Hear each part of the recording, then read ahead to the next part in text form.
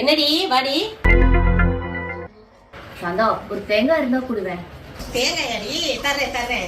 ஆமா தேங்காய் ஒரு கிலோக்கு 60 ரூபாயாம்ல. ஏய் எங்க வீட்டுக்கார வந்து வாங்கி தந்துடுறேன்டி, ஒரு தேங்காய் குடு. ஏய் நீ தர மாட்டேன் நான் சொன்னேன், விலைய சொன்னேன். அதுக்காக உனக்கு தர்றதுக்காக விலைய குத்தி காமிச்சேன்னு நினைச்சுக்காத. தர்றேன்.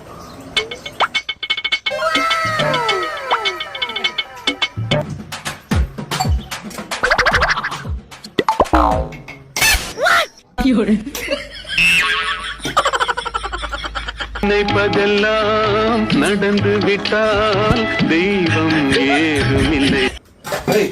தேங்காய் கேட்டா அப்படியே கொடுத்துட வேண்டியதானே, அதான் உடச்சு கொடுத்துடுற பழக்கம்.